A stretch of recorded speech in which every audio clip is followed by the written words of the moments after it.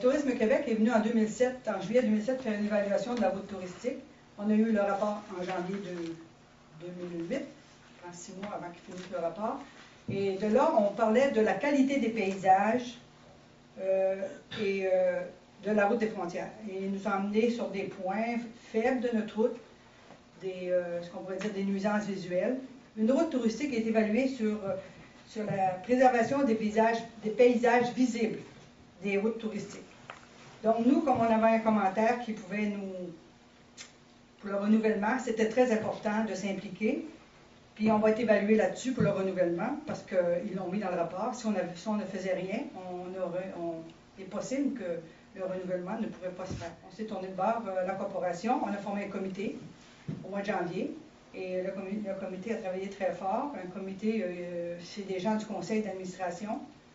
Il y en a quelques-unes ici, et on a joint à nous Jackie Ouellette de la MRC de Témiscouata, aménagiste, tout ça. Et on a monté d'abord un plan d'action. Un plan d'action qui est alentour de 5 orientations.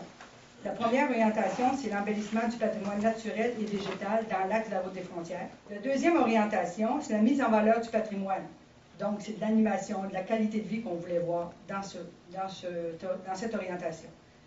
La troisième orientation, c'est l'amélioration de la signalisation. Signalisation des attraits, la signalisation des municipalités, donc avoir de l'uniformité. La quatrième orientation, diminution de la pollution visuelle dans les municipalités de la route des frontières. La cinquième orientation, c'est amélioration de la présentation extérieure des attraits touristiques. Je vais vous parler d'abord des activités, du programme d'activités sur la route des frontières. On a toujours l'ouverture de la saison touristique le 6-7 juin, dont la descente de rivière qui va avec le thème de la route des frontières, parce que notre thématique, il faut la développer.